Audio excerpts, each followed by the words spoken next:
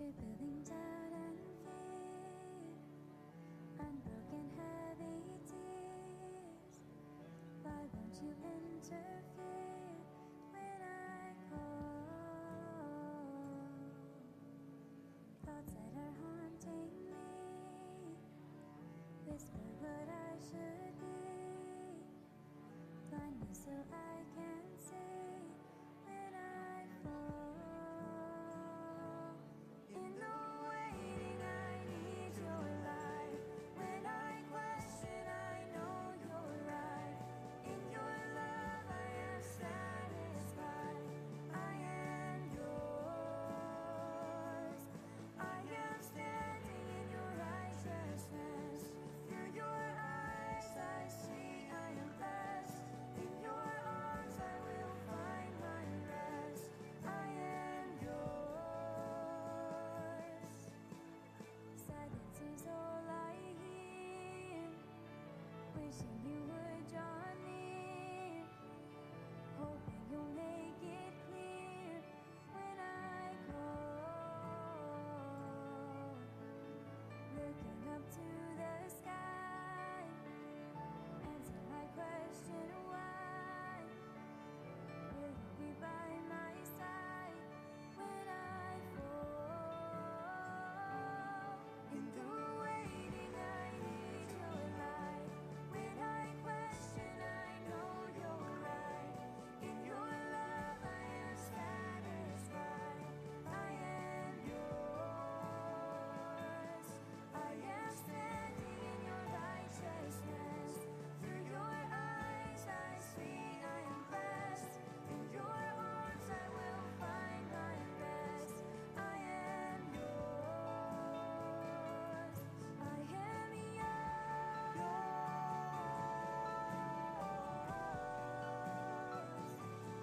I am yours.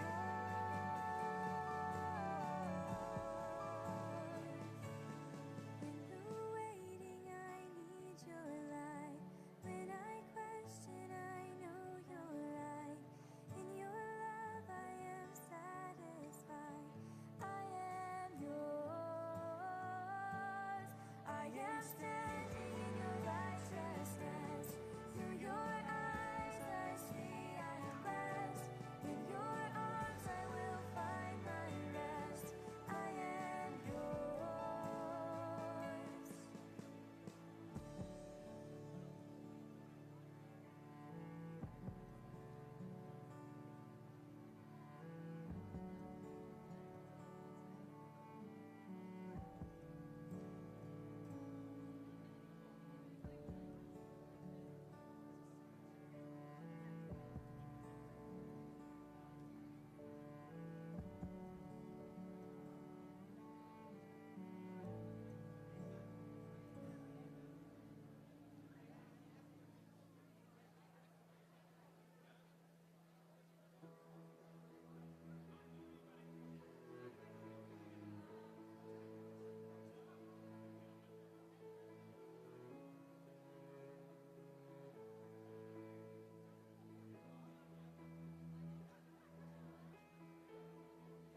The world waits for a miracle.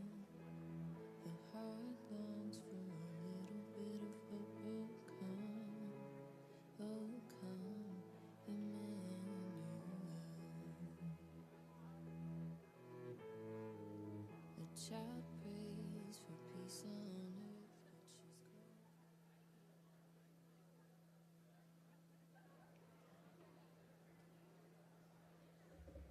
cold.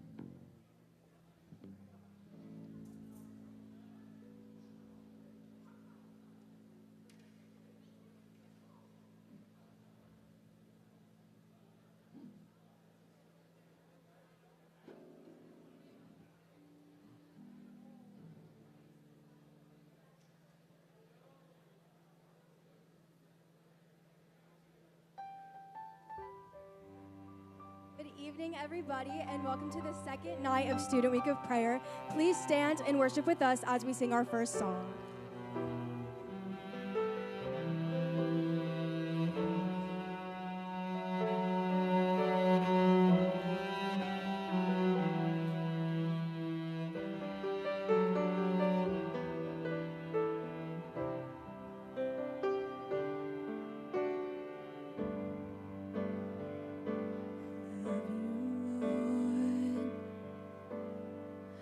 Oh, your mercy never fails me, and in all my days I've been held in your hands. From the moment that I wake up until I lay my head, oh, I will sing of the goodness of God. It's all my life you have been faithful. It's all my life you have been so, so good. With every breath that I am able, oh, I will sing of the goodness of God. I love your voice. You have led me through the fire in darkest nights. You are close like no other. I've known you as a father. I've known you as a friend. And I have lived in the goodness of God. It's all my life you have been faithful. It's all my life you have been so, so good. With every breath that I am able, oh, I will sing of the goodness of God. 'Cause your goodness is running after, it's running after me. Your goodness is running after, it's running after me. With my life laid down, I surrender now. I give you everything. 'Cause your goodness is running after, it's running after me. 'Cause your goodness is running after, it's running after me. Your goodness is running after, it's running after me. My life laid down, I surrender now. I give you everything. 'Cause your goodness is running after, it's running after me. And all my life you have been faithful. And all my life you have been so, so good. With every breath that I am able, oh, I will sing of the goodness of God. Oh, I'm gonna sing of the goodness of God.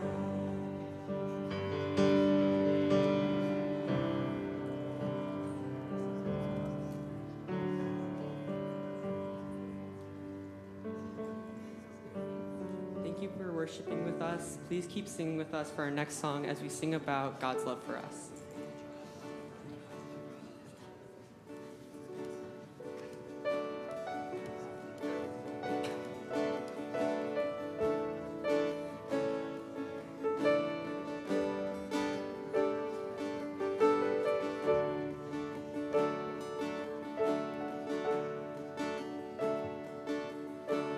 Desperate for your touch, a glimpse of heaven through the glory of your Son.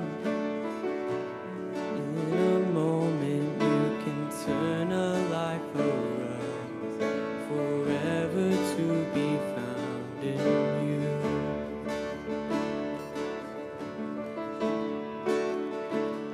And I am reaching out to find, there's nothing greater than your love that holds my life.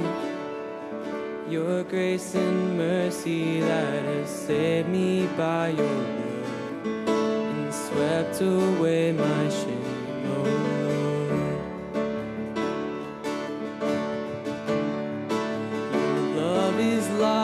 fire that burns for all to see. My only desire to worship at your feet. So let this fire consume my life. Let your love take me deeper. Draw me closer to where you are. 'Cause all I want is more of you.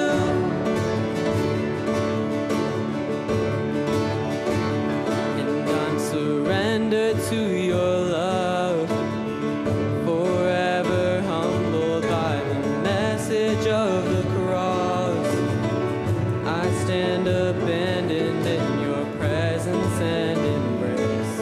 I'll never be the same, oh God. Your love is like fire that burns for all to see. My only desire to worship at your feet. So let this fire consume my life. Let your love take me deeper. Draw me closer to where you are. 'Cause all I want is more of you. When you call, I will follow. At the cross, I surrender all. Jesus, I belong to you.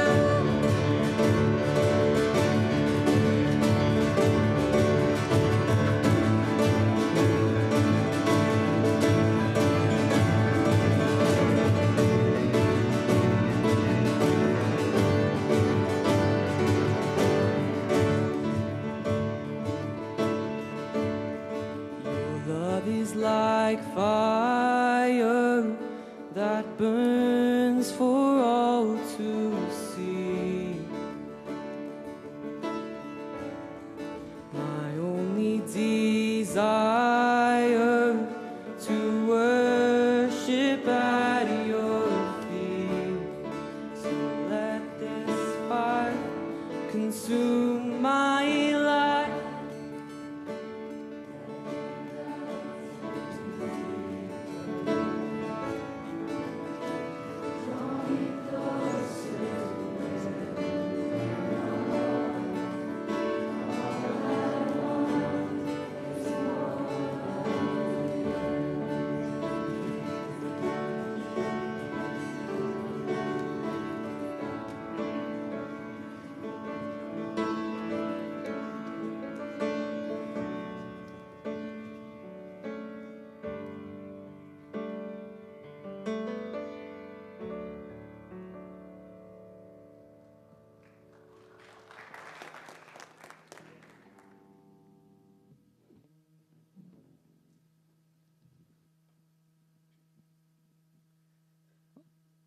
All right. Happy Tuesday to everybody. So good to see you all here tonight. I want to invite Amiel to come up. Starting tonight and every night for the rest of this week, we're going to just take a second to interview a GCA student and have them share a little bit about maybe an expectation that wasn't met. As you know, expectations versus reality, that's the theme for the week. I feel like, I don't know about you, Ami, but I feel like that is something that is relatable to all of us. Yeah. I think we all have expectations, and then sometimes they just crumble, and it doesn't work out like that. But it's all good. It's all good. Right. So Ami's going to tell us about an experience he had It was a relationship, right? No. That is, No, that's what we talked No, about. that's not what we talked about. No. Okay, maybe not. No, it was actually, you know, I started working for campus ministries, and I thought it was going to be really great. No, I was kidding. No, I'm playing. And then it was way No, and then it was better. awesome. It was was awesome. way better than It was he way better expected. than I expected.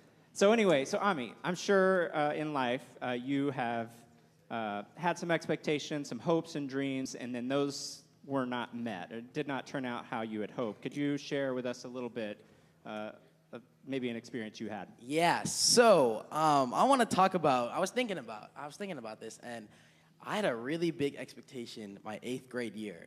And for everyone in the 2024, we graduated 2024. We all know what happened 8th grade year. I think most of us knows what happened. Second year? semester, What 8th grade year. Okay. When we were in 8th grade, I was expecting this really great year, and I was gonna graduate middle school, and I was getting my grades up, and just, graduating, and our class trip at the end of the year, and then all of a sudden in March, everything shuts down, and we don't get to go to school anymore. We don't get to see everyone, and it kind of. Why did everything shut down? Well, if you don't know, COVID hit. People got sick, and it was really sad because, going into 8th grade, you got a fundraise, right, for your class trip. You're getting your gowns, you're measuring everything, and I was building up this expectation that this was going to be great, it was going to be awesome. We're going to go to Pigeon Forge, which for us was pretty cool because we were from a small school in Atlanta, and so Pigeon Forge was going to be super awesome. Go to Dolly World, Dolly World. Dolly World, is that what it's Sounds called? amazing. No? Oh, anyway, we're I've gonna go. never been there. but- Dolly something, Dollywood. Dollywood Yes. is where we were gonna go in Pigeon Forge, and it was gonna be awesome. And then right in March, we just get this weird news that school's closing, and this is right around spring break. So I'm thinking, this is awesome, extra spring break. Instead of 1 week, we get 3 weeks. And I was super hyped. I remember the day, we were being told that school was gonna cancel. I was so excited. I was going to all my friends, yo, let's go hop on the PS4, let's go play Minecraft or something, while we're at home. And then halfway through, we're oh, we're gonna suspend it a little bit, and we're not gonna come back, until later. And then it just kept getting more, and I was this is really weird. And then there was then it never to happened. be decided, You can't get that back. No, Can't get that 8th grade class it's trip gone. back. It's Yeah. no more class. Did anybody else have their 8th grade class trip canceled? Sad times. Sad times. All right. Well, hey, like I said, expectations versus reality, it's something we all deal with, and I appreciate Ami sharing tonight. So tomorrow night, Ami is going to interview one of you and have you share an experience. So come talk to Ami if you want to be interviewed tomorrow night. He'll interview you and you can share an experience. But thank you so much for sharing. I appreciate it. No problem. At this time, Carly's going to come up and introduce our speaker for the night.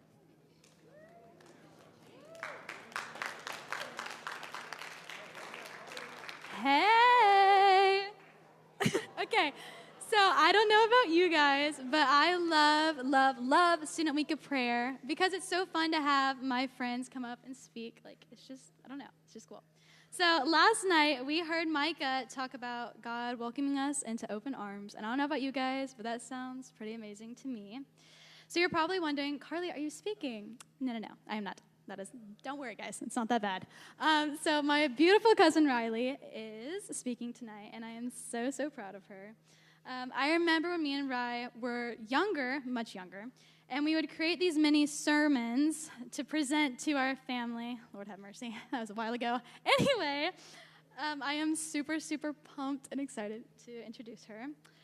So hopefully tonight her speech is a little bit longer than what they used to be when we were younger, around 60 seconds, and didn't even make sense. So hopefully she will not have a blonde moment and she'll be totally fine. But all jokes aside, I hope you get the chance to let her inspire you as she has inspired me for the past 16 years. So without further ado, please welcome Miss Riley Michelle to the stage. Thank you. That was so sweet.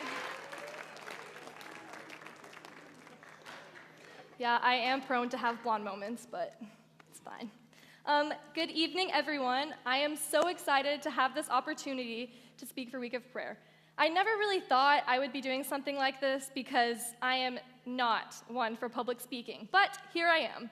So the theme for Week of Prayer, as you all already know, is expectations versus reality. And a lot of times in life, our expectations come face to face with reality.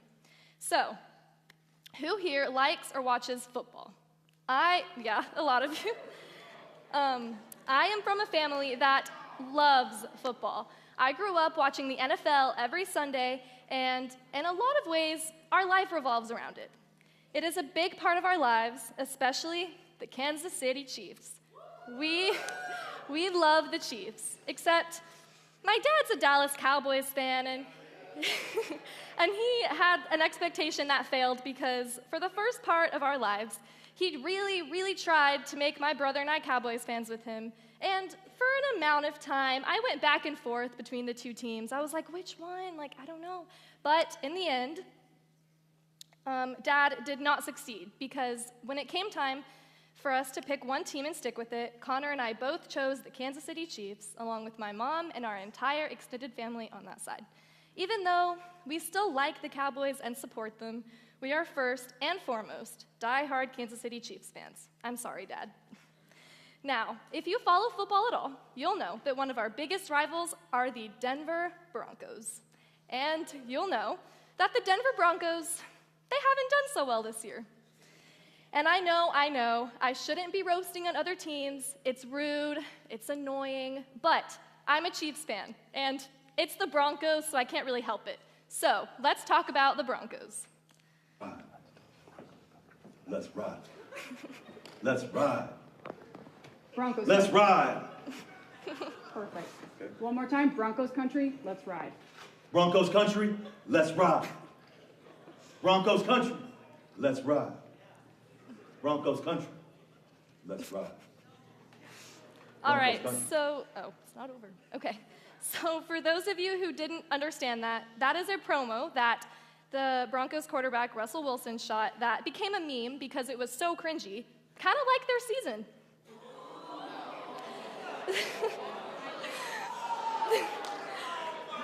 The last 7 years have been miserable for fans of the Broncos. Since winning the Super Bowl in 2016, the Broncos have a record of 32 wins and 58 losses. They've had 3 different coaches and used 11 different starting quarterbacks. They've been bad. But going into this season, all of that was supposed to change. The expectations were sky high for 2 reasons. First, they had a new young coach, Nathaniel Hackett, and he was supposed to bring an exciting new offense and some fresh ideas. Secondly, the Broncos traded a bunch of draft picks to the Seattle Seahawks in exchange for future Hall of Fame quarterback Russell Wilson. Russell Wilson has been one of the best quarterbacks in the NFL, and Broncos fans were super excited to see what he could do in Denver. Expectations were high. In fact, many people were predicting the Broncos to have a great season. ESPN said they would win at least 10 games and compete with the Kansas City Chiefs for the division crown. But then, reality hit. This season has been a disaster. They ended the season with a record of 5 wins and 12 losses. Their brand new head coach was fired after 15 games. And their Hall of Fame quarterback has had the worst season of his career. Now, they did just win their last game on Sunday, but they've still been bad. Sorry to any Broncos fans out there. I'm sorry, Andrew Fortner. I know that it's hard for you, but maybe next year.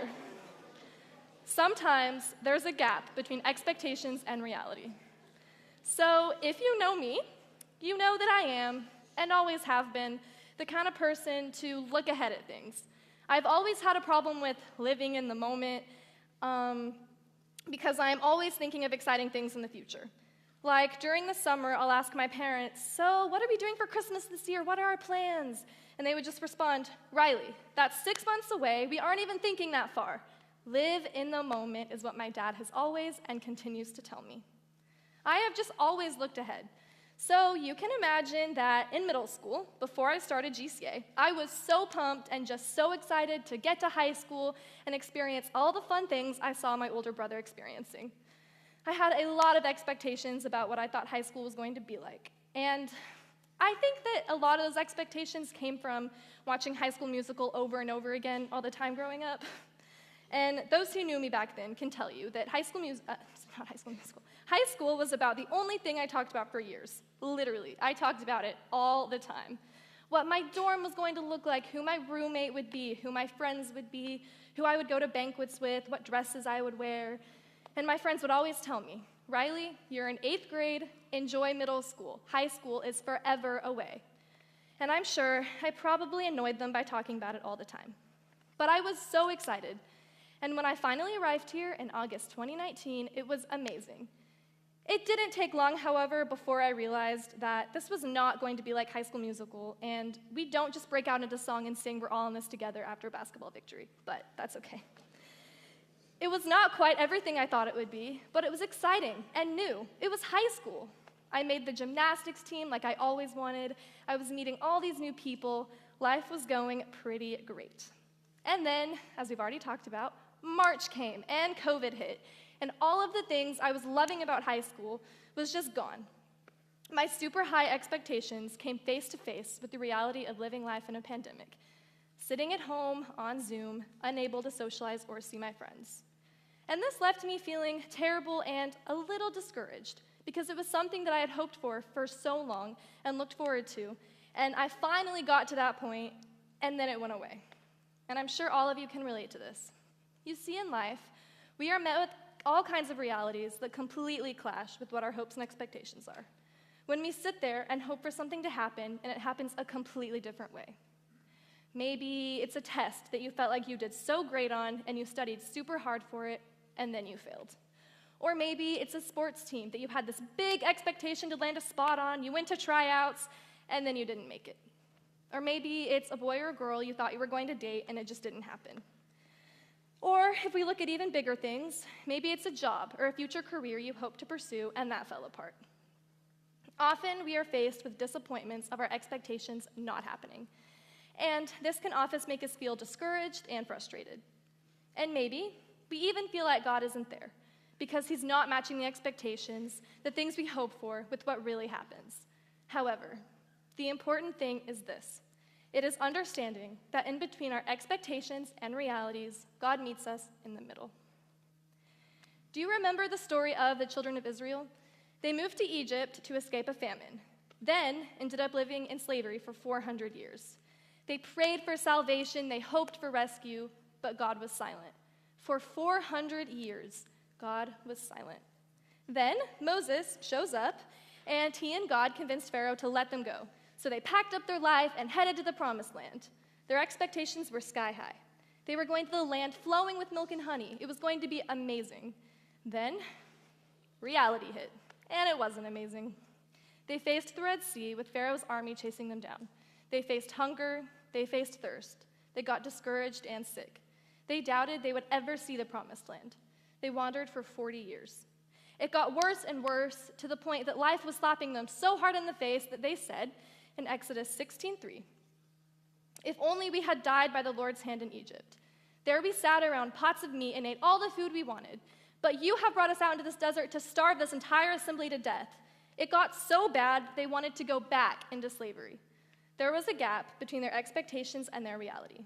But in the middle of that disappointment, God showed up, time and time again. When they were standing at the Red Sea with water in front of them and the army behind them, Moses lifted his arm, and God parted the sea so they could pass safely on dry land. When they ran out of food and water, God provided manna each morning and made water flow from the rocks. When they got sick, Moses lifted a bronze snake, and God provided healing. God led them in a cloud during the day and a pillar of fire each night. In the darkness and pain, in the hunger and thirst, in the frustration and discouragement, God stayed firmly planted in the middle. And I know what you might be thinking. It's not like that anymore. The reality of life today is that most of us, we don't see these type of miracles. No pillars of fire, no manna falling from the sky. This doesn't really happen. We don't physically see God in our lives, like that story and many other stories in the Bible. So, does that mean God's not showing up? Does that mean that he doesn't meet us in the middle between expectation and reality? I choose not to believe that. I choose to believe he is still present, and I know it is hard sometimes when we hope for something and it doesn't go our way to feel that he is still active, especially when we pray so hard, but that is where our faith comes in. My faith tells me that when my expectations are not met, God still meets me in the middle. When things do not go quite as planned, God is still right there and he has other plans. And that begs the question, how? How does God meet us there? How is he still there? Well, just because we have expectations that don't go our way, that doesn't mean that God is not still working. He may just have another way he is redirecting your path, and he is still providing blessings in other forms. There is a story in the Bible that I think describes this well, and it is found in John 5:1-9. Sometime later, Jesus went up to Jerusalem for one of the Jewish festivals. Now there is in Jerusalem, near the sheep gate, a pool, which in Aramaic is called Bethesda, and which is surrounded by 5 covered colonnades. Here a great number of disabled people used to lie, the blind, the lame, the paralyzed. And just for some context, every now and then the water in the pool would start to bubble, and the myth back then was that the first person to get into the water would be healed. That was what everyone thought at the time, so that's why a ton of sick people would gather around it. Verse 5, one who was there had been an invalid for 38 years. And no one really knew why he was an invalid or what happened, but his life stinked. I mean, he couldn't even get himself up and use the bathroom on his own. And he looked around and saw how everyone else was living their lives normally, and he wanted that. I mean, his expectation with how he thought life was way different than what his reality was. And then we move on to verse 6, when Jesus saw him. And I want to stop right here. Jesus saw him. You know when you're driving down the road in your car and you see a homeless person with a sign outside your car, and we're like, oh, that's really sad, but we don't really think much of it? Jesus doesn't do that. Jesus sees us. And I think that is the only thing some of you need to hear tonight, is that Jesus sees us when we are hurt or disappointed, even when we don't feel it. In this story, he sees the man and looks at him with purpose, with compassion. So verse 6, when Jesus saw him lying there and learned that he had been in this condition for a long time, he asked him, do you want to get well? And see, he even starts a conversation with him. Verse 7, sir, the invalid replied, I have no one to help me into the pool when the water is stirred. While I am trying to get in, someone else goes down ahead of me. So essentially, Jesus is ignoring all of that and saying, no, look at me. Don't think of the outward expectation of the world, but put your expectations in me. And then verse 8. Then Jesus said to him, get up, pick up your mat, and walk. Verse 9, at once the man was cured. He picked up his mat and walked. So the pool of Bethesda was a pool that people thought was a healing pool. And this lame man expected someone to help him get into the pool to get healed. He placed his expectation in what man could do for him instead of what Jesus could do for him. 38 years of unmet expectations left him feeling a little hopeless. Then Jesus showed up and redirected his expectation. Jesus showed up. In the middle of the unmet expectations, Jesus showed up. So in your life, when you go through your disappointments, when your expectations are not met, and you are faced with reality, God meets you there. He is still working. Maybe he doesn't change your reality or change the way things are, but he'll change your heart. He'll change your attitude towards the situation. Sometimes, faith is not all just about moving mountains. Sometimes it's the climb to get to the top of that mountain, but it still doesn't move. So maybe God shows up, not necessarily by changing your situation, but by merely letting you feel his presence so you have the ability to say, you know what, my situation may not be how I want it to be. It may not be how I expected, but that's okay. I'm still good. God is still with me. He knows what he's doing. So what about you? What about that person you thought you would be in a relationship with a lot longer, it suddenly ended? Or that person that you thought liked you suddenly didn't? What about that team that you thought you would make and you didn't? Or the people you expected to show up for you and be your friends were not? I know that most of you in here have experienced unmet expectations.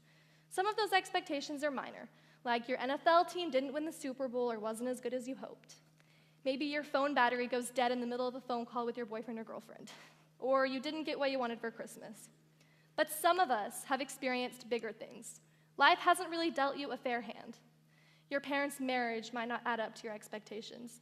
A family member passes away. The friends you thought you had suddenly betrayed you. You had to switch schools just when you were getting comfortable where you were. It's hard to feel God amidst of those disappointments, I know. But my challenge to you is to remember that he still shows up. Maybe he shows up in the teachers that support us and help point us in the right direction, or the friends and relationships that stick with us through thick and thin and love us no matter what happens. Maybe it's the sunsets and sunrises that are painted in the sky every day that remind us that God is always there. Maybe it's the worship music that lifts our hearts to God. He shows up in big and in small ways, just to remind you that you're going to be okay and that he's got this. There's a promise in Revelation that says, I'm standing at the door and knocking. If you let me in, I'll come in and supper with you and be with you. It's God's way of saying, I'm here. Between the expectations and the reality, I'm here. Let's pray. Dear God, thank you for the promise you are always with us, even in the midst of disappointments, unknowns, and questions. Thank you so much for this opportunity to be up here and share how you'll meet us in the middle of the expectations and reality. Please be with us as we go about our night. Amen.